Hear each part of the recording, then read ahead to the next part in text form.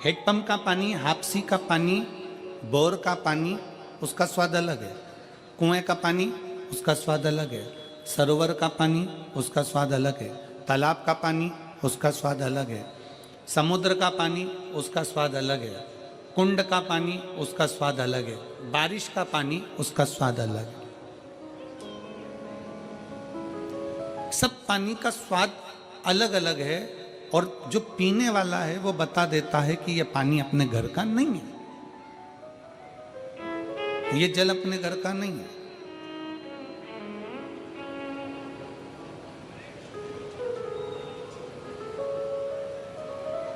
नयन का जल भी बता देता है कि ये दुख का जल है कि खुशी का जल है।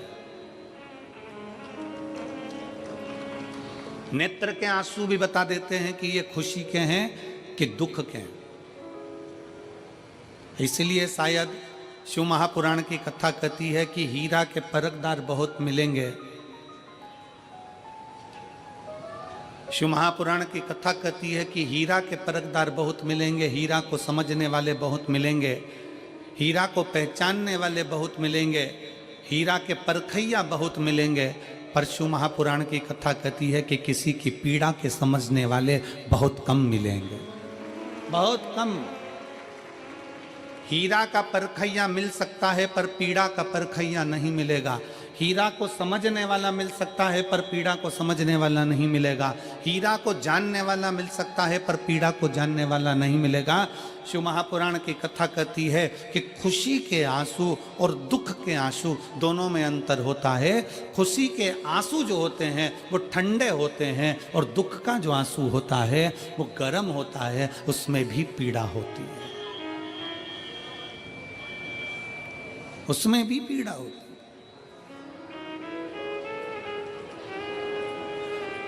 उसमें भी दर्द होता है,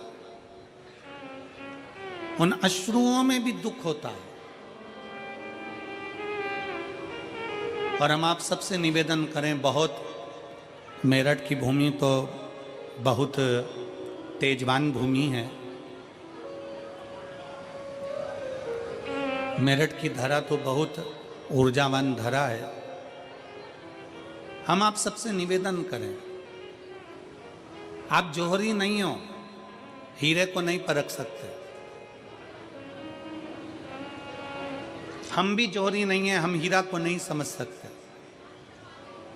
पर भगवान शंकर ने पृथ्वी पर जिसको जन्म दिया उसको जौहरी बनाकर पैदा किया है, उसको जौहरी बनाकर भेजा है कि आप भले हीरा को न समझो चलेगा, पर अपने नजदीक में कोई दुखी है तो उसकी पीड़ा को जरूर समझना। भगवान शंकर कहते हैं उसकी पीड़ा का स्मरण रखना।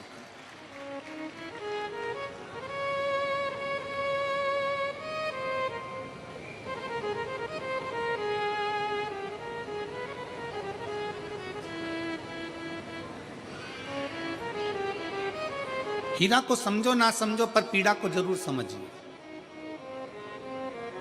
किसी के दर्द को जरूर समझिए, किसी के दुख को जरूर समझिए, किसी की तकलीफों को जरूर समझिए।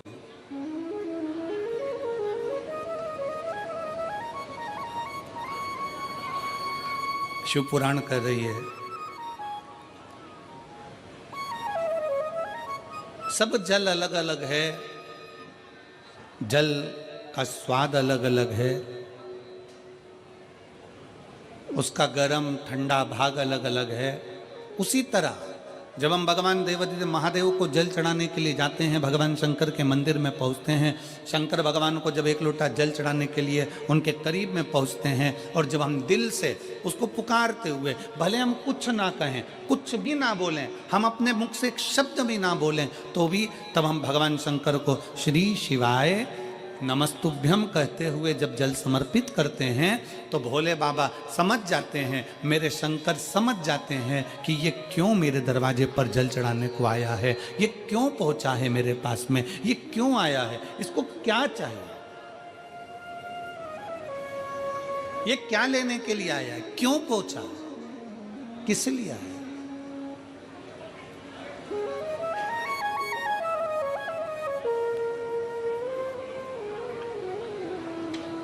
शंकर उस दशा को जान जाते हैं कि इसको क्या चाहिए, क्या लेने के लिए आया।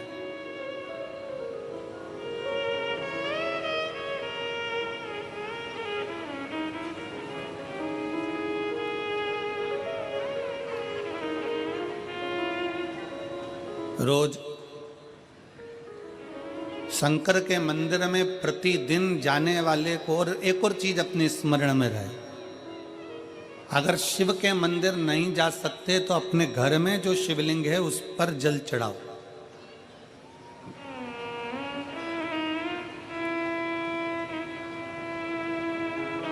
और यदि आप अपने शंकर के घर में शिवलिंग पर भी जल नहीं चढ़ा पा रहे हो तो किसी बेलपत्री का वृक्ष हो, उस वृक्ष के नीचे भी जल चढ़ाओ। और कभी मौका मिल जाए, कभी भगवान शंकर की बड़ी करुणा हो जाए, भगवान शंकर की बड़ी उदारता हो जाए, भगवान शंकर की बड़ी कृपा हो जाए, बड़ी कृपा हो जाए, भगवान शंकर जिस दिन तुम्हारे ऊपर बहुत बड़ी कृपा कर दे, किसी सोमवार को 3 नियम बना लो। जिस दिन मेरा भोले बाबा तुम पर कृपा कर दे उस दिन सोमवार का एक नियम बनाओ कि महीने का एक सोमवार मुझे ऐसा करना है, 3 नियम धारण करना है महीने के सोमवार को। पहला, सुबेरे जाकर शंकर भगवान को 1 लोटा जल चढ़ाना है। दूसरा, दोपहर के समय पर जाकर मुझे बेलपत्री के वृक्ष के नीचे एक चावल का दाना रखकर बेलपत्री की 7, 11, 21, 108, 51 जितनी परिक्रमा आप लगा सकते हो वो लगाना है।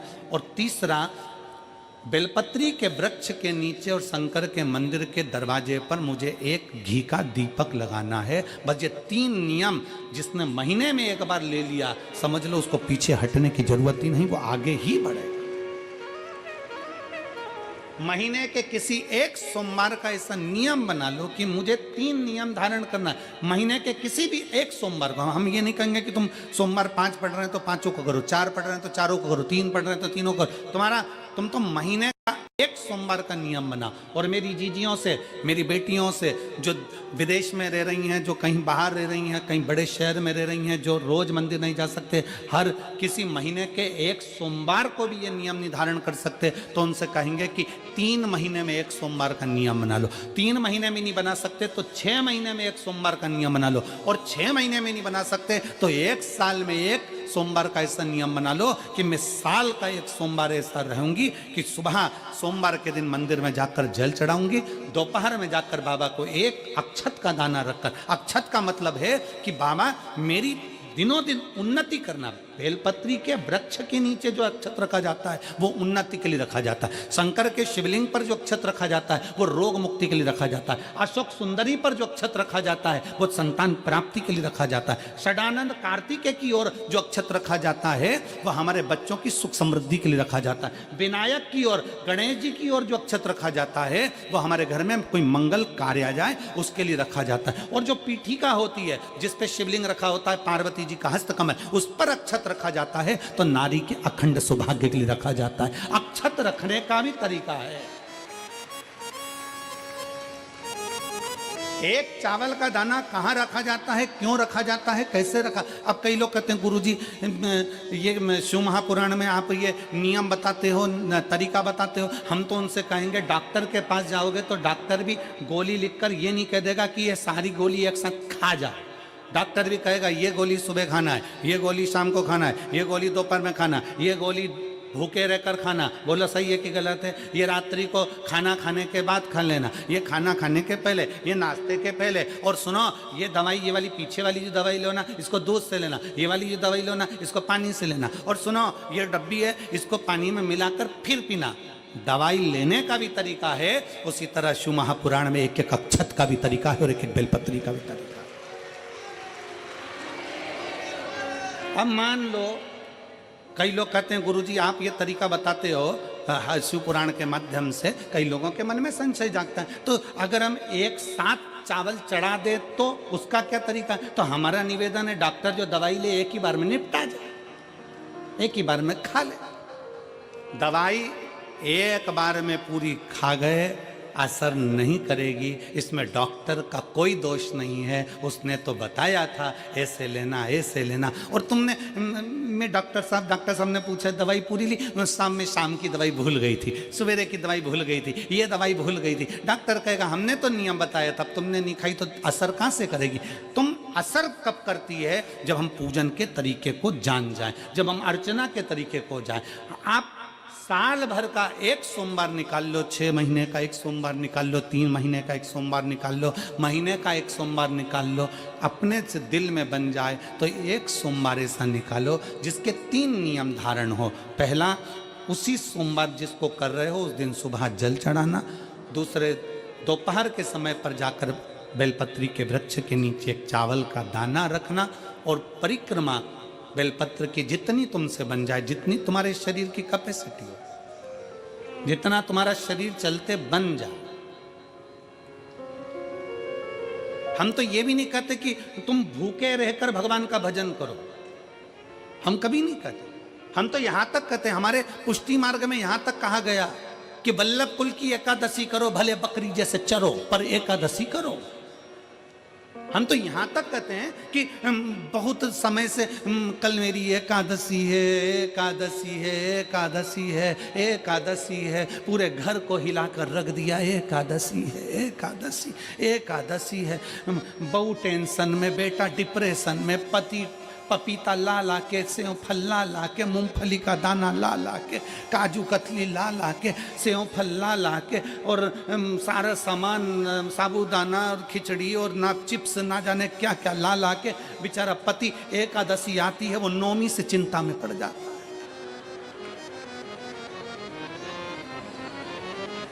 हम तो ये भी नहीं कहते कि तुम व्रत बहुत भारी करो, तुम व्रत उपास भी बहुत टेंशन वाला करो, ना ना ना।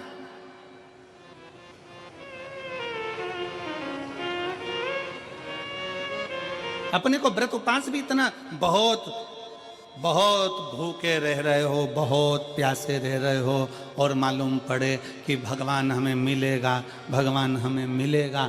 भगवान कहता है कि देख भाई, मैं भी भूखा नहीं रहता, तू भी भूखा मत रहे, मैं भी चकाचक रहता हूँ, तू भी चकाचक रहे, मैं भी अपने। और भगवान शंकर तो ये भी कहते हैं कि अपना परिवार भी मत छोड़ो। मेरे पास में पार्वती भी, एक ही देवता है जो विद फैमिली मंदिर में बैठता है।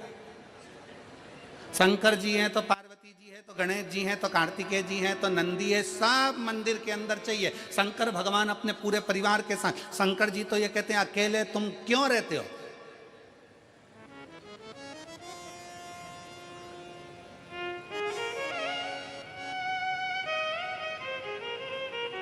शिव जी की एक बात अपने ध्यान में रखना, कितनी सुंदर बात है शंकर भगवान की, बहुत ध्यान में रखिएगा। भगवान नारायण ने भगवान शंकर का भोजन रखा, विथ फैमिली आए। ब्रह्मा जी ने रखा, आए। इंद्र ने रखा, आए। एक दिन कुबेर को अहंकार आ गया और कुबेर ने मन में सोचा कि मेरे पास में इतना वैभव है, इतना धन है, मेरे पास में इतना वैभव, इतना धन है। कुबेर ने विचार करा कि मैं भी सबका भोजन रखता हूं, मेरा धन देखेंगे, वैभव देखेंगे। सबको बुलाया, सबको। अब कुबेर जी को मालूम पड़ा कि भगवान विष्णु के यहाँ तो केवल 2 हैं, ब्रह्मा जी के यहाँ 2 हैं, इंद्र के यहाँ 2 हैं, गरुण वरुण सारे देवता के यहाँ 2 हैं, शंकर भगवान की फैमिली बड़ी है। तो उन्होंने पत्रिका में लिख दिया श्रीमान श्रीमती।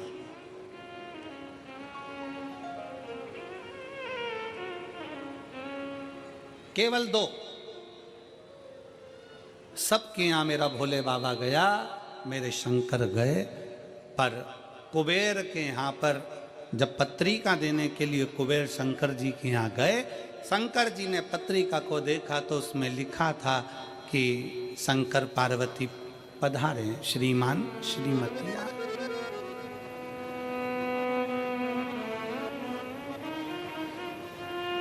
कुबेर कौन? एक चोर शंकर जी के मंदिर में चोरी करने के लिए गया।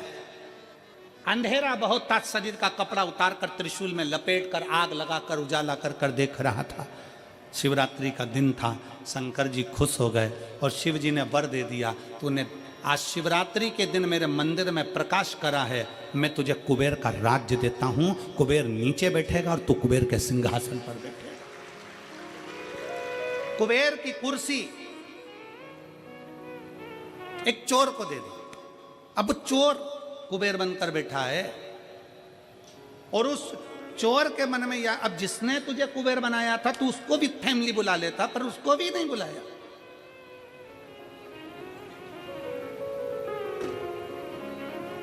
नहीं बुलाया। और पत्रिका देने के लिए कुबेर के पास कुबेर पहुंचे शंकर जी के पास। भोलेनाथ जी ने जो पत्रिका देखी, पत्रिका देखते से शंकर जी ने कह दिया, देखो कुबेर, हम तो किसी आयोजन में जाते नहीं हैं,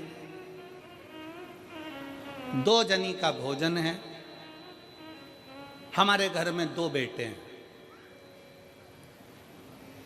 हमारा बड़ा बेटा कार्तिक 1 जनी का ही भोजन करता है और हमारा दूसरा बेटा गणेश 2 जनी का करता है, तो हम गणेश को भेज देंगे, हिसाब बराबर। कुबेर को लगा कि गणेश इतना छोटा सा वो क्या खाएगा। शंकर भगवान बोले, वो तो बाद में पता चल जाएगा, तू जा।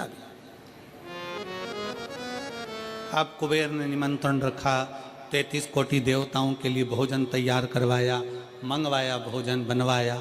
और इतने में सबसे पहले गणेश जी पहुंच गए। कुबेर की पत्नी दौड़ कर आई, दरवाजे पर गणेश आए, शंकर जी के पुत्र। कुबेर ने कहा आने का समय तो 6 बजे था, ये तो 4 बजे ही आ गए। पूछ किया इतनी जल्दी क्यों आ गए? गणेश जी से पूछा तुम इतनी जल्दी क्यों आ गए? तो कहा पिताजी ने कहा कि पहली पंगत में निपटाया।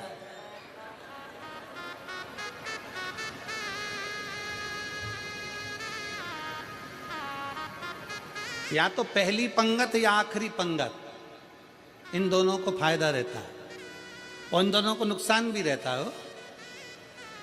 जाओ चले जाओ। अब गणेश जी ने कहा कि तो इतने में पत्नी बोली कि अच्छा है पहले आ गए तो अपन खिला के फ्री हो जाएंगे, चलो बिठाओ। आसन लगाया, बिठाया। गणेश जी महाराज ने जो खाना चालू करा, जितना 33 कोटि देवताओं का बना था, गणेश जी पूरा की पूरा खा गए। पत्नी चिल्ला कर बोली, ये तो अकेला ही पूरा खा गया। कुबेर जी बोले, तो उसमें क्या दिक्कत है? मैं कुबेर, मेरे घर कमी है क्या? भंडारे खोल दो सारे। भंडारे खोल दिए, ला कर गणेश जी को देते गए। कुबेर के खजाने में भी भोजन खत्म हो गया। तब कुबेर ने कहा एक काम करो, दूतों को पृथ्वी पर भेजो और पृथ्वी पे से भोजन मंगवाना चालू करो। गणों को पृथ्वी पर भेजा। भोजन लेकर अंदर जा रहे थे गण। गणेश जी ने बुलाया, इधर आओ। ये चावल की बोरी कहाँ ले जा रहे हो? कि अंदर। क्यों ले जा रहे हो? पकाएंगे फिर तुम्हारे लिए लाएंगे। गणेश जी के आधा घंटा लग जाएगा, ऐसी रख दो। रखो यहाँ। सारी बोरियां वहीं रखवा ली, दाल चावल चना सब सूखा की सूखा निपटा गए। पान दो। कुबेर को चिंता लग गई, पत्नी आंखों से रोने लगी, इतने सारे देवता आएंगे, क्या खाएंगे?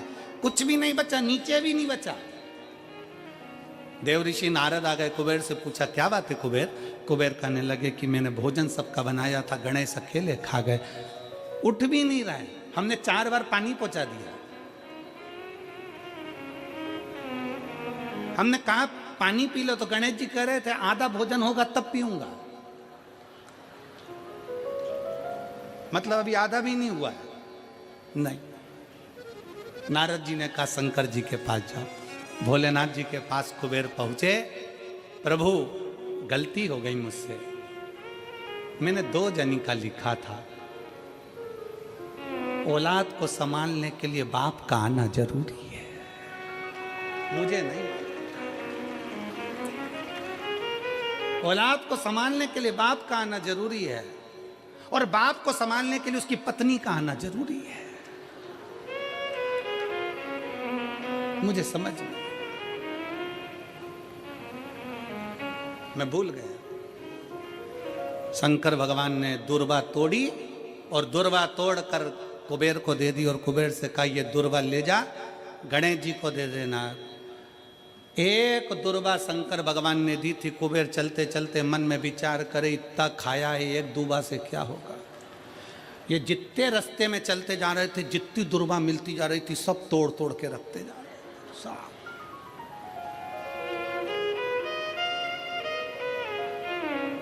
सारी दुर्वा लेकर गणेश जी को दे दी, तुम्हारे पिताजी ने भेजी है। गणेश जी ने एक दुर्वा दांत में ली और पेट पे हाथ फेर के बोले कुबेर भैया कल कितनी बजे आना है, तू बता कल कितनी बजे आना। कुबेर के मेरी सौगंध है जब तक तुझे कोई बुलाए नहीं तब तक तू जाना नहीं, और जैसे ही तुझे कोई उठा दे तो तू उठ भी जाना, तेरे हाथ जोड़ो। तब से ब्याहों में गणेश जी को बुलाते भी हैं, छोड़ के भी आते हैं, मंगल कार्य में लेकर भी आते हैं, छोड़ कर भी आते हैं। 33 कोटि देवता में केवल एक देवाधिदेव महादेव एक ऐसे हैं, अगर उनको बुलाना है, शंकर जी कहते हैं कि मुझे बुलाने के लिए मेरा सारा परिवार आमंत्रित करना पड़ेगा, सारा परिवार आएगा, तो मैं अकेला नहीं, मेरे साथ बुद्धि का देव गणेश भी आएगा, तो रिद्धि और सिद्धि भी आएगी, षडानंद कार्तिकेय भी आएंगे, तो अखंड सौभाग्य देने वाली गौरा पार्वती भी आएगी। वो सब आमंत्रित, वो सब आए। शिव जी कभी नहीं कहते कि तुम परिवार छोड़ दो, शंकर जी कभी नहीं कहते कि तुम घर छोड़ दो, शंकर जी ये भी नहीं कहते कि तुम बहुत घोर व्रत करो। शंकर जी तो कहते हैं कि खूब प्रेम से आराम से जो मिल जाए, समय समय पर जैसा जैसा मिल जाए। एक माता एक भैया लड्डू बांट रहा था कल शाम को, तो एक माता लड्डू बांटते बांटते भैया ने लड्डू दिया, तो माता जी बोली है तो गुड़ का मेरे से खवाएगा नहीं, गजक है क्या, गजक है क्या। अब गजक नहीं थी उसके पास में, तो उसने कहा गजक तो नहीं है, तो वो चल दिया। इतने में पास में एक माता बैठी थी, उसने कहा गजक, अरे वो लड्डू ही ले लेती तो फोड़ के खा लेती, गजक का ही काम करती है, वो लड्डू भी गया गजक भी गई, लड्डू भी गया और गजक भी गई। तो शिव महापुराण की कथा कहती है, मेरी बुजुर्ग बुजुर्ग माताओं से निवेदन है, मेरे बुजुर्ग बुजुर्ग पिताओं से निवेदन है, मेरी माताओं से मेरे भाइयों से निवेदन है, अगर बच्चे कह रहे हैं मम्मी, हे मम्मी चलो बैठो साथ में बैठ के समोसा खाओ, माँ को ये नहीं मैं नहीं खाऊं, मैं नहीं खाऊं, लिया चल ला बैठ तो मेरे पास में आ इधर। बुजुर्गों को भी समय की अवधि का ध्यान रखते हुए थोड़े बच्चों जैसे ढलना पड़ेगा बुजुर्ग को।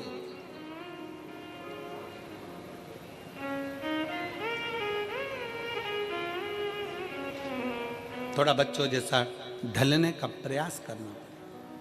हम अपनी अकड़ में रह जाएंगे तो बच्चों के करीब नहीं पहुंच पाएंगे,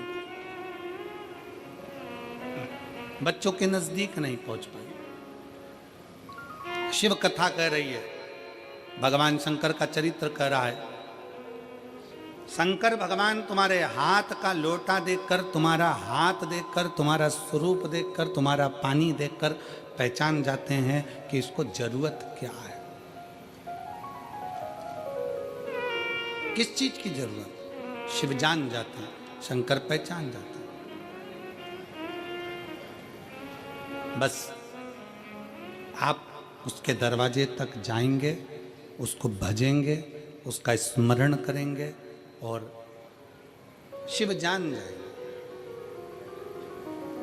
जो शंकर का हो गया, जो एक बार भगवान शंकर के मंदिर जाना प्रारंभ कर दिया, शिव की स्तुति करना प्रारंभ कर दिया, शिव महापुराण की कथा में जो रमने लगा, समझ लेना वो अकेला नहीं रहा है। उसके हर श्वास में 21,600 श्वास प्रतिदिन शरीर में से निकलती है, तो 21,600 श्वास में आप अकेले नहीं हो।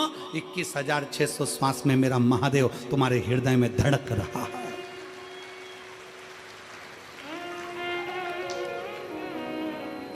वो एक लाइन स्मरण में आती है ना,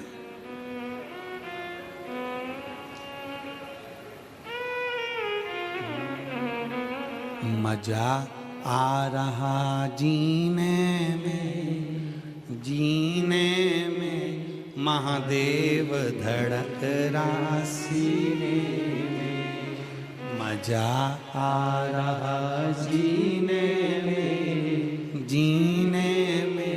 महादेव धड़क रहा सीने में। भगवान शंकर तुम्हारी श्वासों में 21,600 श्वास में निकल रहा, अंदर जा रहा, फिर निकल रहा, फिर अंदर जा। श्वास है तो शिव है, शिव है तो श्वास है। जिस दिन शिव शरीर से निकल गया उस दिन शरीर नहीं रहेगा, केवल शव बन जाए, फिर शरीर नहीं है। एक पत्र है,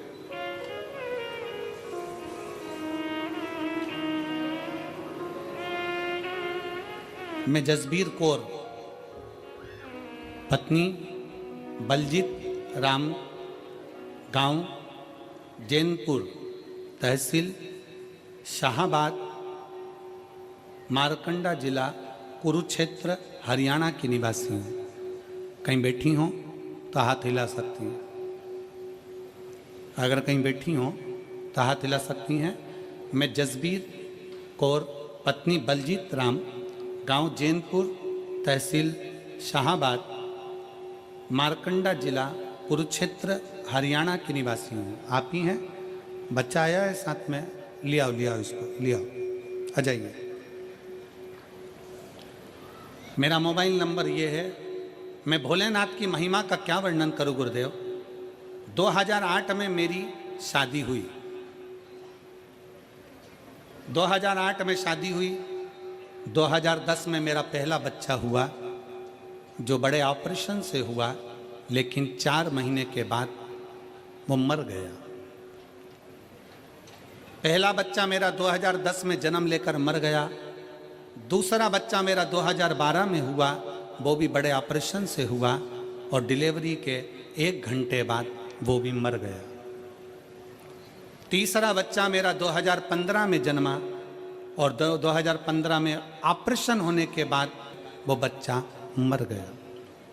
3 ऑपरेशन हो चुके थे, डॉक्टरों ने और बच्चा करने के लिए मना कर दिया था, क्योंकि सभी बच्चे बड़े ऑपरेशन से हुए थे। तीनों बच्चों के फेफड़ों में पानी था, कहीं ना कहीं तकलीफ थी, वो मर गए। 2022 में अचानक से आपकी कथा सुनने लगी और कथा सुनते सुनते मन में उम्मीद जागी कि भोलेनाथ सबकी झोली भरता है तो हमारी भी भरेगा। मैंने भी बाबा को जल चढ़ाना शुरू किया, पशुपति व्रत रखे, मंदिर में झाड़ू और पोछा लगाना शुरू किया। इसके बाद मेरा गर्भ ठहरा और मेरे भटिंडा की 1 दिन तथा रेवाड़ी की 5 दिन की कथा पंडाल में बैठकर सुनी। गर्भ के रहते हुए मैं पंडाल में पहुंची और बाबा से प्रार्थना करती कि अब ये बच्चा मेरा जीवित रहे, इसको कुछ ना हो। बाबा को बोल कर आती, बाबा का चढ़ा जल पीती। 1 जुलाई 2024 के दिन सोमवार था और 16-7 साल के बाद हमारे घर में एक बच्चे ने जन्म लिया, पुत्र ने। 16 साल के बाद एक बेटे ने जन्म लिया। डॉक्टरों के हिसाब से डॉक्टरों ने कहा था कि बच्चा बीमार है, पर जैसे ही डॉक्टर ने वापस चेकअप करा तो बच्चा पूर्ण तरह से स्वस्थ था। आज मेरे बाबा ने मुझे पुत्र दिया और वो भी पूर्ण तरह से स्वस्थ दिया। मैं बाबा को यहाँ प्रणाम करने के लिए आई। गुरुदेव, मैंने अपने लड़के का नाम शिवाय रखा है क्योंकि शंकर का दिया हुआ है। एक लाइन अच्छी लिखी है, आप और हम गुनगुनाते हैं कि भर दिया भंडार काशी वाले,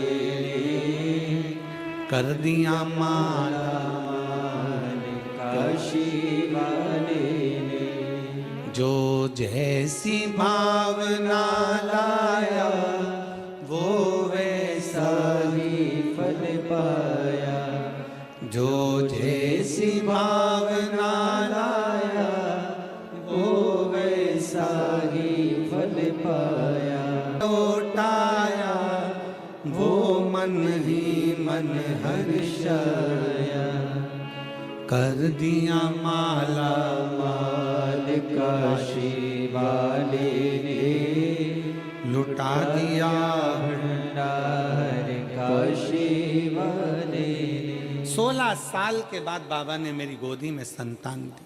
16 वर्ष।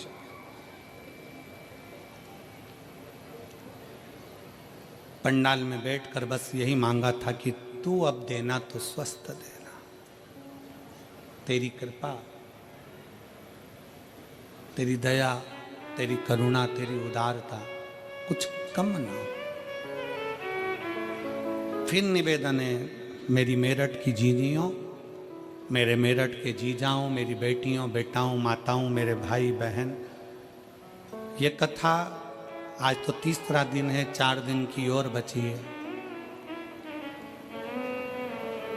कथा जब पूरी हो जाएगी ना, जो कथा के पंडाल तक नहीं पहुंचे ना, वो बाद में पछताएंगे, सोचेंगे अपने नजदीक में तिजोरी खुली थी और हम हीरे बटोर नहीं पाए और खाली खाली हम बटोर नहीं पाए, हम खाली की खाली रहे। आ जाओ।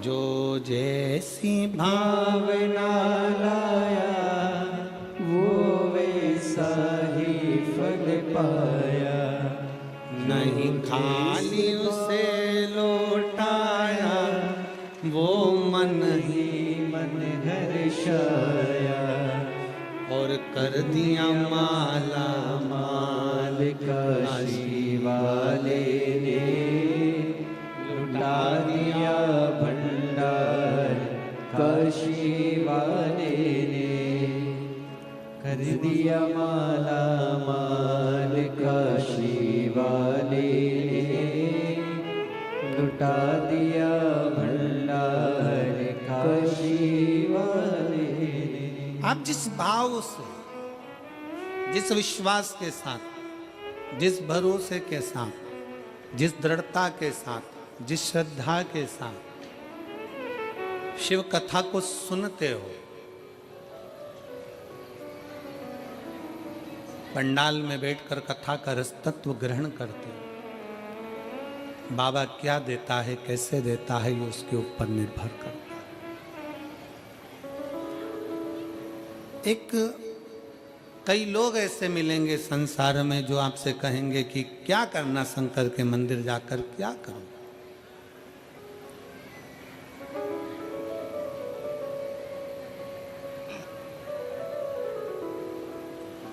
कई लोग कहते हैं कि गुरुजी हमको कोई दुख ही नहीं है तो हम मंदिर क्यों जाएं?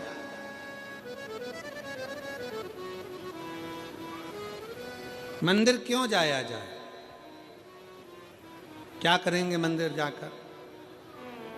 शिव महापुराण की कथा कहती, आप कितने भी करोड़पति हो, धनपति हो, वैभवपति हो, सत्तापति हो, पर एक बात याद रखना कि तुम्हारा धन, तुम्हारी वैभव, तुम्हारी सत्ता, तुम्हारा पैसा, तुम्हारी दौलत जिस दिन कहीं हॉस्पिटल में पड़े होगे, सारी दौलत तुम्हारी लॉकर में रहेगी, घर पर रहेगी। उस जगह पर केवल तुमने जो शंकर भगवान को 1 लोटा जल चढ़ाया है, वो जल तुम्हारा कल बदलेगा, वो बदलेगा।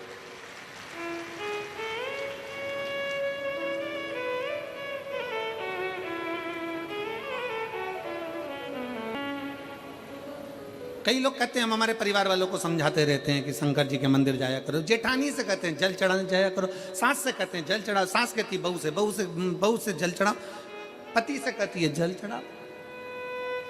भाई, नायक और नालायक, इन दोनों में बड़ा अंतर है। कौन कौन? जम के बोलो जरा, जम के आवाज नहीं आई हमको। पहले नंबर पर नायक, दूसरे नंबर पर नालायक। नायक हमेशा दुश्मनों से लड़ता है और नालायक हमेशा अपनों से ही लड़ता है। नायक हमेशा दुश्मनों से लड़ेगा और नालायक अपनों से लड़ेगा। जो सनातनी होकर भी, हिंदू के धर्म में भी प्रकट होने के बाद, जन्म लेने के बाद भी हिंदू का विरोध करे, जो सनातनी होने के बाद भी सनातन धर्म का विरोध करे, वो नालायक ही होता है, वो नायक नहीं हो सकता। अरे जब कोई सनातनी सत्कर्म कर रहा है, कोई सनातनी आगे बढ़ रहा है, कोई हमारे राष्ट्र की रक्षा कर रहा है, कोई सनातनी अपने इस राष्ट्र को मजबूत करने का प्रयास कर रहा है, तो एक एक सनातनी को चाहिए, एक एक हिंदू को चाहिए, एक एक व्यक्ति को चाहिए कि उसका साथ दे। पर कई लोग ऐसे हैं दिन भर पांव खींचते रहते, दिन भर पांव, दिन भर।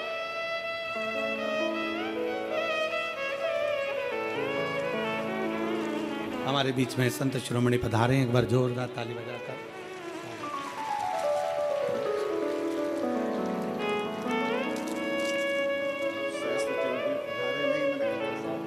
जी जी,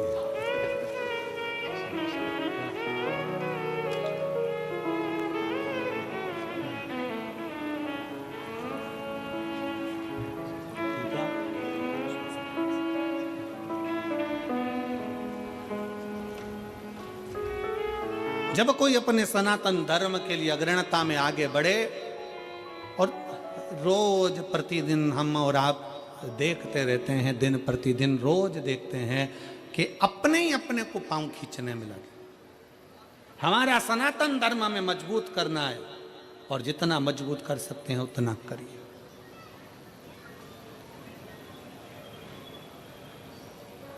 आज सबसे बड़ी परेशानी कहाँ खड़ी होती है? जब हम अपनों से लड़ रहे होते हैं, अपनों से हम उनको समझा रहे होते हैं कि अरे मजबूत होइए,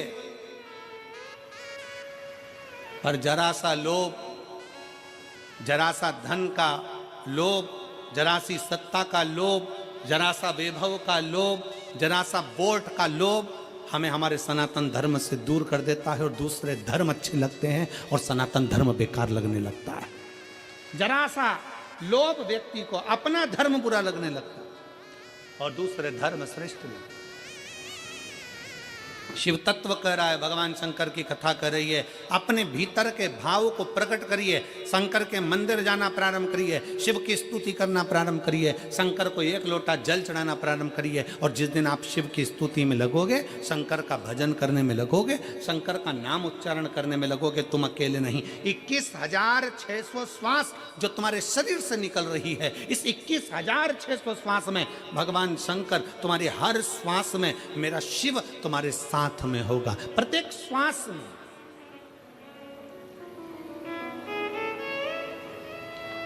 एक कितनी सुंदर कथा आती है शिव महापुराण में। एक पुजारी जी थे दक्षिण के, ब्राह्मण, उनकी एक बेटी थी जिसका नाम था जयंती। क्या नाम था उसका? जम के बोलो जरा। जयंती। हम बीच बीच में आप लोगों से इसलिए बुलवाते हैं क्योंकि आपको स्मरण में रहे, क्योंकि हम जब छोटे थे तब हमारे स्कूल में हमें खड़ा करते थे और सबको बुलवाते थे, 2 एकम 2, सब बोले 2 एकम 2, फिर 2 दूनी 4, सब 2 दूनी 4। क्यों बुलवाते थे? तो हमने एक बार टीचर से पूछा, सर ऐसे बुलवाने से क्या होता? तो कि याद हो जाता, और हमें उम्मीद है तुम भी ऐसे पढ़े होगे, ठीक है ना? तो ये याद होना चाहिए। एक पुजारी जी थे दक्षिण के, ब्राह्मण परिवार था, बड़ा सुंदर परिवार, बड़े आनंद में रहते, शंकर की आराधना में लगे रहते। उनकी एक बेटी थी जिसका नाम जयंती था।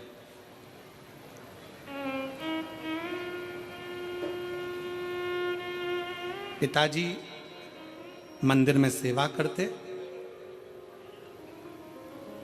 शिव मंदिर में, शंकर जी के मंदिर में आरती, पूजन, अर्चना, आराधना सब करते,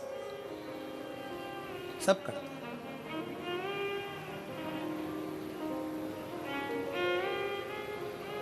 अब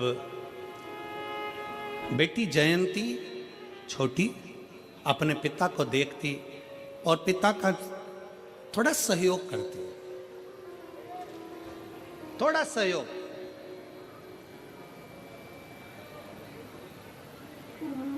और बहुत मैं जगत की सारी बेटियों से कहना चाहता हूं, जगत के सारे बेटाओं से कहना चाहता हूं,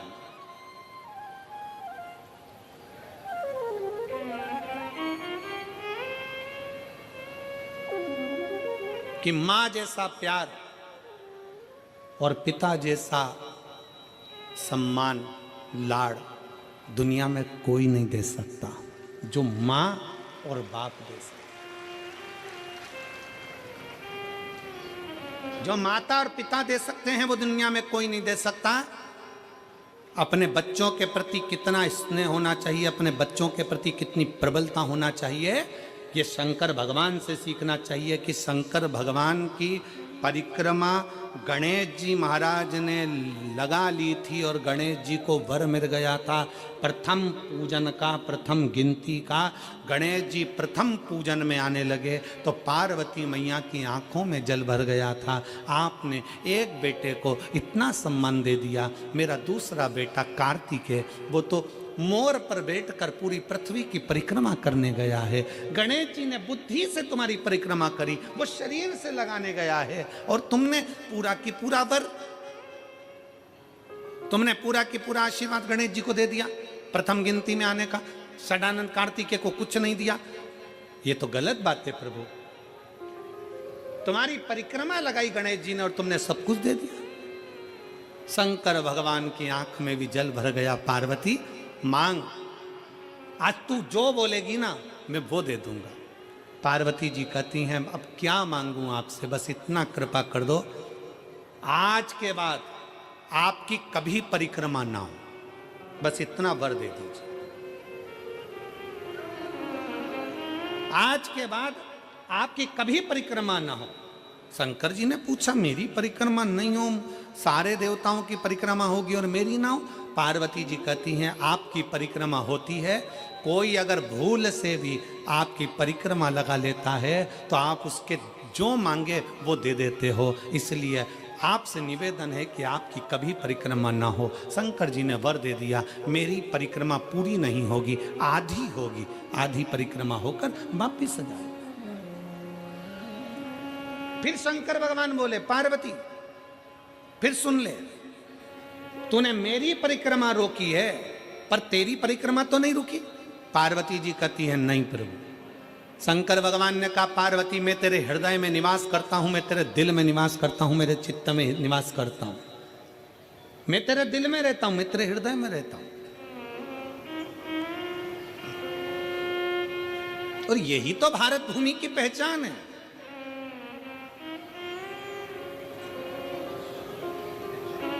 यही भारत भूमि की पहचान।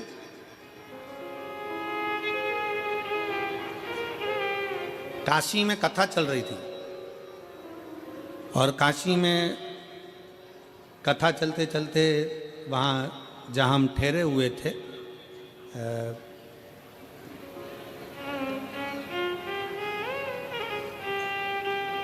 उस स्थान पर कोई चौथे दिन मिलने के लिए आए और वो लड़के थे, युवान बेटा, उन्होंने एक प्रश्न किया, गुरु जी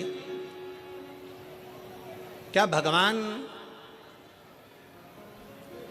को जन्म लेने के लिए केवल भारत की भूमि ही मिली?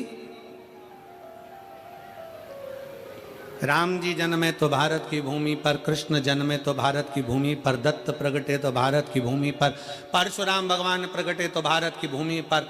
क्या सारे देवताओं को जन्म लेने के लिए भारत की भूमि मिली? पूरा विश्व पड़ा था, कोई अमेरिका, हालैंड, चीन, कहीं पर भी एक भी भगवान पैदा नहीं हुए, कोई भगवान नहीं जन्मा। गौतम बुद्ध भी जन्मे तो भारत की भूमि पर, महावीर भी जन्मे तो भारत की भूमि पर, रामकृष्ण परमहंस, संत, साधु, सन्यासी, तपस्वी, साधक सब जन्मे तो भारत की भूमि पर। क्या दूसरे देश में, अमेरिका में, रूस में, यहां वहां क्या भगवान जन्म नहीं ले सकता था? हमने कहा भारत की भूमि में और विदेश में बहुत अंतर है। विदेश में लोग दिमाग से प्यार करते हैं और भारत में लोग दिल से प्यार करते हैं। ये भारत की जो धरा है, ये भारत की जो भूमि है, यहाँ जन्म लेने वाला एक एक बच्चा अपने दिल से स्नेह करता है। हम हमारी मौसी को, हमारी चाची को, हमारी काकी को, हमारी परिवार को अपना मानते हैं, अपना। मेरे मामा, मेरी मौसी, मेरी काकी, मेरी बुआ, इनको हम अपना मानकर चलते, अपना मानकर चलते हैं। इसने बहुत मिला है। कहा महाराज जी, एक पुजारी की बेटी जयंती, और जयंती अपने पिता का हाथ बटा रही है। ये संस्कार घर के हैं, ये संस्कार घर के होना भी चाहिए। इसने है बस वो सहयोग प्रदान करे, इसने है बस। और ऐसा नहीं, अगर आप लोग सेवा कर रहे हैं, शिव महापुराण में कहीं ना कहीं सेवा में लगे हुए, बिठा रहे हैं, उठा रहे हैं, कहीं खिला रहे, पिला रहे, पानी, नाश्ता, भोजन, चाय, कुछ ना कुछ दे रहे हो, सेवा में लगे हो, तो कुछ ना कुछ तो भगवान देगा। एक पत्र है, देखिए,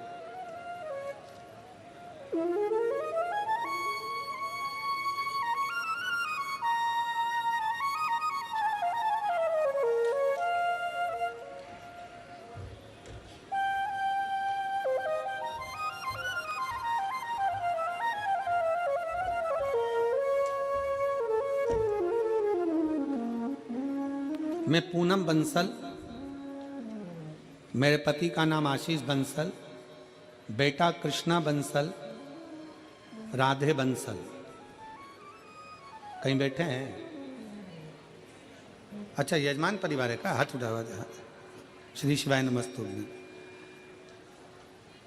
मेरे भोले बाबा का मैं क्या वर्णन करूं गुरुदेव। मेरे 2 जुड़वा बेटे हैं और एक बेटी है।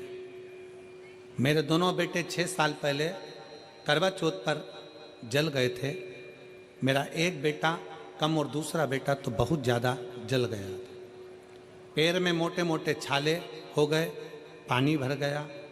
1 साल से तो मेरे बेटे स्कूल भी नहीं गए। हमने हस्तिनापुर ले जाकर दोनों की पट्टियाँ कराई। हम दोनों उन्हें ऐसे ही उल्टा लिटा कर ले जाते, जहाँ भी जाते डॉक्टरों के पास काफ़ी टाइम तक मेरे दोनों बेटों का इलाज चला। घाव तो भर गया लेकिन निशान नहीं गए। गुरुजी, तब मैंने आपकी कथा 3 साल से सुनना प्रारंभ करी। एक बार मेरे पति ने मुझसे कहा कि चलो यहाँ चलते हैं, वहाँ चलते हैं, पर मेरा मन नहीं किया कहीं जाने का, और मैं भोले बाबा की कथा में लगी रही। बाबा की कथा कभी नहीं छोड़ी। बाबा का चढ़ा हुआ जल लाती, बच्चों को पिलाती भी और लगाती भी। टीवी पर कथा सुनती। मैंने ग्रेटर नोएडा और हापुड़ की कथा भी सुनी। कथा में आपके बताए अनुसार 21 पत्ते का उपाय, आम के जो पत्ते का आप उपाय बताया था कि आग से जले हुए व्यक्ति की चर्म रोग वापिस अपनी चमड़ी में आ जाता है, वो पत्ते का प्रयोग मैंने करना प्रारंभ करा। और आज बाबा की कृपा ऐसी हुई गुरुदेव कि मैंने सारे जगह इलाज कराया, पर रोग चमड़ी अपने रंग में नहीं आ रही थी। और आज बाबा की कृपा से 100 में से मेरे 20% रह गया है, बाकी का बाबा ने 80% मेरे बच्चों को ठीक कर दिया और उसकी चमड़ी भी अपने रंग में आ गई। आ जाइए, एक बेलपत्र ले जाओ। बच्चा आया हो तो उसको भी ले आइए। मैं बाबा को धन्यवाद देती हूँ कि बाबा ने आज हमको जजमान पद दिया है। ये मेरे शिव की कृपा है, और तेरी कृपा बिना एक भी अणु लेते हैं श्वास, तेरी कृपा से तरो तरो। बखान क्या करूं मैं राखों के ढेर का, चपटी बहुत में खजाना कुबेर का। हे गंगाधार मुक्ति द्वार ओमकार तू, भोले ओमकार तू। आयो शरण तिहारी शंभु तार तार तू। बखान क्या करूं मैं राखों के ढेर का, चपटी भभूत में खजाना कुबेर का। हे गंगाधार मुक्ति द्वार ओमकार तू, भोले ओमकार तू।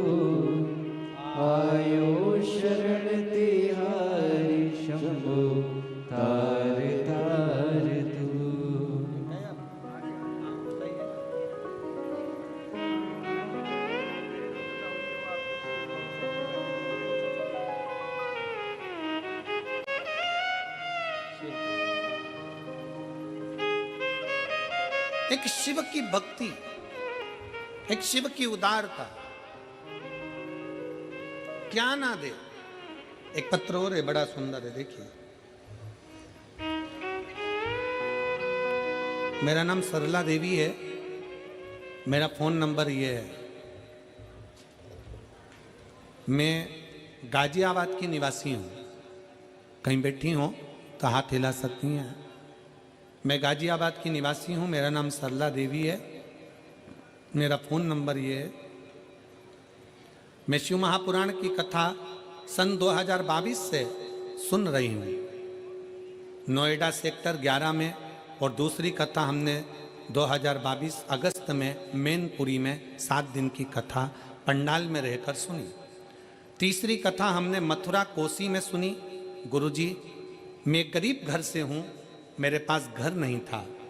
गुरुजी, जिम्मेदारी काफ़ी थी, बच्चों को बड़ा करना, पढ़ाना, शादी आदि करना।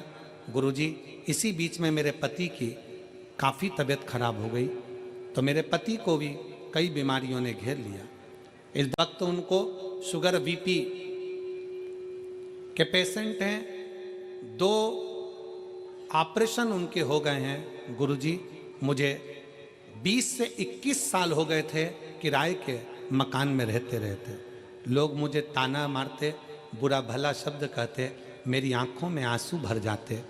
गुरुजी, जब से मैंने आपकी कथा सुनी, सुबह उठकर रोज मंदिर में झाड़ू लगाती, पोछा करती, रोज पूजन करती, वहाँ से रोज बेलपत्री और जल लाती, औषधि के रूप में अपने पति को दे देती।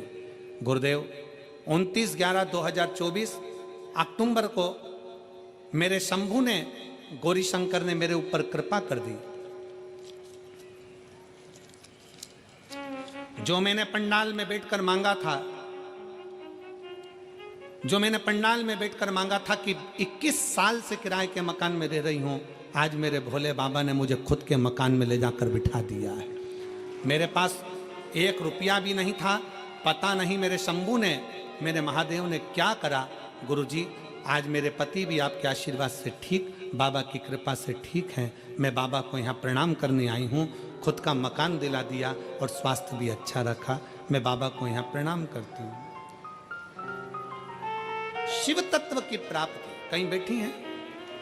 अगर कहीं बैठी हो तो आ सकती हैं, आ जाओ, आ जाइए, आ जाइए, एक बेलपत्र ले जाना, आ जाइए।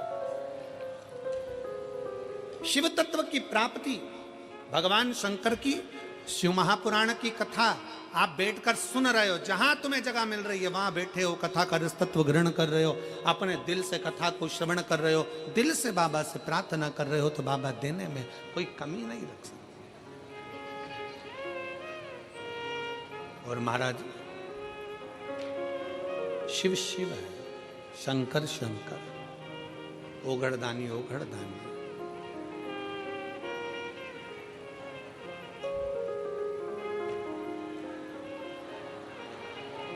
और कितनी सुंदर है माँ तेरी नगरी, कितनी सुंदर है माँ तेरी नगरी। बोले पैदल चले आ रहे, भोले पैदल चले आ रहे। कितनी सुंदर है माँ तेरी नगरी, कितनी सुंदर है माँ तेरी नगरी। भोले पैदल चले आ रहे हैं, भोले पैदल चले आ रहे।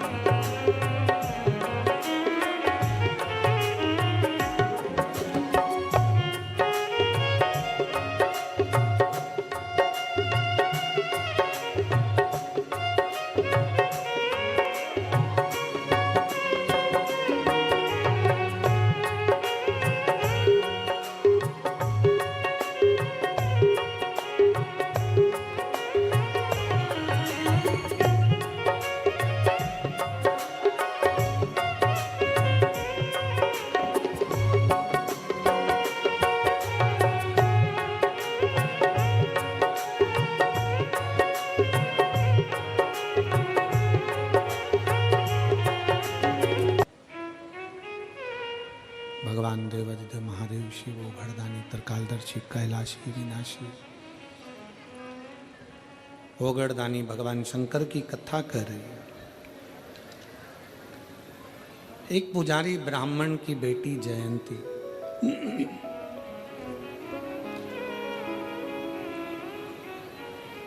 पिता मंदिर में सेवा कर रहे हैं। प्रेशर बढ़ाओ, प्रेशर नहीं आ रहा। पिता मंदिर में सेवा कर रहे हैं। शंकर भगवान की सेवा में लीन है। बेटी पिता का थोड़ा सा हाथ बटा, अब छोटी सी बच्ची है, छोटी सी। जब वो पिता का हाथ बटाना प्रारंभ करती, पिता मंदिर में जाते उससे पहले वो मंदिर में जाके झाड़ू लगा देते। पिता मंदिर में जाते उससे पहले वो जल भरकर तैयार रखते। पिता मंदिर में जाते उससे पहले वो पोछा लगाकर तैयार रखते।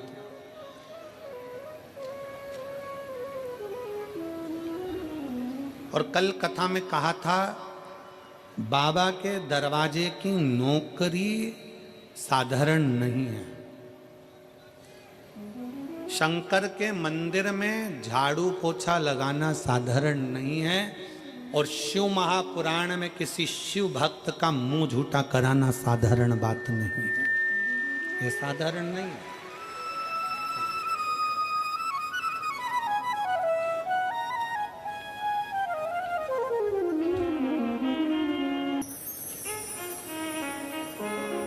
गाजियाबाद से सरला देवी, शिवपुराण अपना मकान की बधाई हो। बहुत ले बधाई।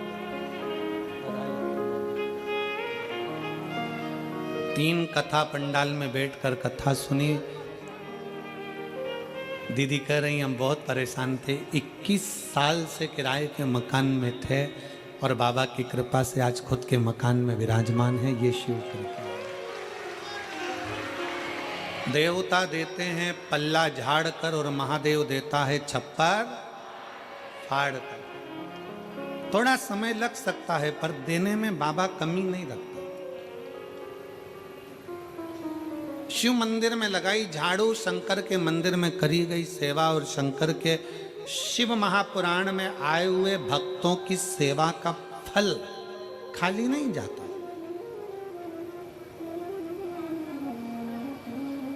हम अन्य जगह का तो नहीं कर सकते, हम दूसरे स्थान का तो वर्णन नहीं कर सकते, पर शिव महापुराण की कथा पंडाल में बैठकर जो सुनता है, जो आस विश्वास लेकर जाता है, देवाधिदेव महादेव 3 महीने में वो पूरा करता जरूर है।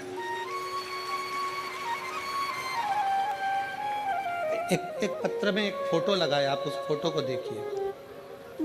मैं आस्था चैनल वालों से कहूँगा, इस फोटो को पहले, बच्चे के इस फोटो को सब लोग एलईडी पर देखेंगे और आस्था चैनल पर जो लोग आस्था पर देख रहे हैं वो आस्था पर देखेंगे। पहला फोटो दिखाइए बच्चे का।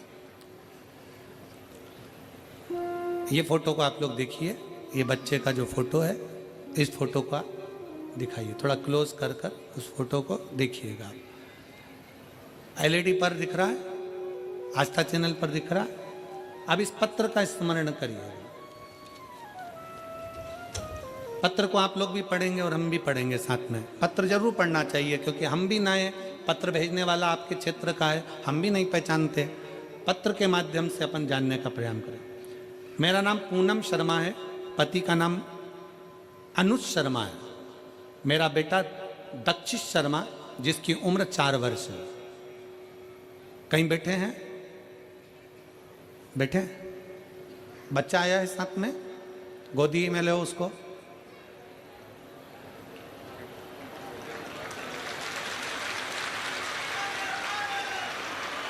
अब ले आओ इसको, ले आइए।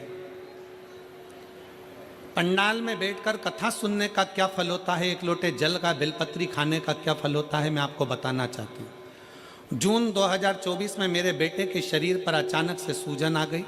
हम डॉक्टर के पास जब बच्चे को लेकर गए तो डॉक्टर ने सारे टेस्ट कराए और जब टेस्ट की रिपोर्ट आई तो उसमें बच्चे को थायराइड बताया। इतने छोटे बच्चे की थायराइड कैसे हो सकता है, बहुत दुख हुआ। फिर हमने 12.5 mg की गोली देना शुरू कर दी। 2 महीने निकले पर बच्चे की सूजन में आराम नहीं हुआ। हमने डॉक्टर से दोबारा पूछा कि आराम नहीं लग रहा है बच्चे को। डॉक्टर ने 25 mg की गोली दे दी। हमने फिर 25 mg की गोली देना शुरू कर दी। बच्चे की हालत अब इतनी खराब हो गई कि मेरे बेटे से ना खड़ा होते बने, ना चलते बने, ना बैठते बने, बस बेड पर पड़ा रहता था। और सूजन भी बहुत बढ़ गई उसकी। हम उसको फिर दूसरे डॉक्टर के पास लेकर गए तो वहाँ जाने के बाद उसके दोबारा सारे टेस्ट हुए। जब उन टेस्ट की रिपोर्ट आई तो उसमें मेरे बेटे की सारी किडनियाँ खराब बता दी। बेटे की किडनियाँ खराब बता दी। किडनी खराब होने की बात सुनकर हमारे घर में जैसे दुखों का पहाड़ टूट गया। हमने डॉक्टर से पूछा कि क्या इतने छोटे से बच्चे की किडनी खराब हो सकती है? तो डॉक्टर ने कहा, हमसे बोला कि आपके बच्चे को थायराइड की वजह से सूजन नहीं है बल्कि इसकी किडनियां खराब हो चुकी हैं। बजाय फिर हमने अपने बच्चे का इलाज शुरू किया। हम फिर मंदिर जाते, मंदिर की साफ सफाई करते, बाबा को 1 लोटा जल चढ़ाते, वही जल अपने बच्चे को देते और शिवजी पर चढ़ी एक बेलपत्र बाबा से औषधि के रूप में मांगकर बच्चे को खिला देते। आपकी कथा 5 अक्टूबर 2024 को हापुड़ में हुई। वहाँ हम अपने बच्चे को गोदी में डाल कर लेकर गए क्योंकि वो चल नहीं पाता था सूजन के कारण। हापुड़ की कथा जैसे शुरू हुई, मेरा बेटा वहाँ लेकर गए तो वहाँ हापुड़ की पंडाल में सो गया। बेटा सोया और कथा विराम होने तक वो सोता ही रहा। जब कथा चल रही थी मैंने बाबा से बस यही मांगा कि हे बाबा, बच्चा आपने मुझे दिया है और अब इसकी बीमारी भी आपको ही ठीक करना है। बाबा, मैंने सुना है पंडाल में बैठकर कथा सुनने वाले की झोली भरते हो, आपको ही सारा दुख काटना है। गुरुजी, जब मेरा बेटा जगा तो मानो ऐसा हुआ भोले बाबा ने मेरे बेटे के सारे दुख काट दिए हों। उसने जागते ही कहा, माँ मुझे खाना खाना है। मांगा, हमसे खाना मांगा, बोला खाने के लिए बोला और मैंने उसको खाने के लिए दिया। सोने पर बाबा ने ना जाने क्या कर दिया, आज मेरा बेटा पूर्ण तरह से ठीक हो गया। हम उसको वापिस डॉक्टर के पास जांच कराने के लिए लेकर गए और डॉक्टर भी आश्चर्य में पड़ गया कि उसके सारी किडनियों ने काम करना चालू कर दिया और उसका शरीर ठीक हो गया। अब मैं बेटे का दूसरा फोटो लगा रही हूँ जिसमें मेरा बेटा ठीक हो गया, जिसको मैं यहाँ प्रणाम करने के लिए लेकर आई हूँ। उस बेटे का फोटो है। किडनियों काम नहीं कर रही थी, किडनियों ने काम करना बंद कर दिया था और आखिरी में बाबा के आश्रित होकर उसके सहारे कथा के पंडाल में शिव पुराण की कथा है। हम फिर निवेदन करेंगे, किस भाव से और क्यों मेरे बाबा आपको यहाँ बुलाए हैं वो तो वो ही जान सकता है, और क्या आपको देगा ये 3 महीने में मेरा बाबा ही जान सकता है, कोई नहीं पहचान सकता। और खाली ना जाता कोई दर से तुम्हारे, खाली ना जाता कोई दर से तुम्हारे, मैं भी खड़ी हूँ नंदी बाहें पसारे, अपने हृदय से लगा लो गिरा जा रहा हूँ, उठा लो भूले अपने दर से अब तो न टालो, गिरी जा रही हूँ, उठा लो। हम उसके आश्रित होकर, हम उसके सहारे, हम उसके आश्रित होकर उसके सहारे पर जाएं। क्यों ना सुने वो हमारी? तो हमारा शंकर उघड़दानी त्रिकालदर्शी कैलाशी अविनाशी शिव है। शिव महापुराण की कथा नहीं, एक बाप शंकर के रूप में, शिव के रूप में अपने बच्चों से मिलने के लिए आता है। मेरठ नगर में अगर शिव महापुराण की कथा हो रही है तो समझना कि आज तुम्हारे पिता ओघड़दानी शंकर की यह कथा है और आप बच्चों के रूप में शिव से मिलने के लिए आए। शिव से मिलने। शंकर शंकर है, ओघड़दानी ओघड़दानी है।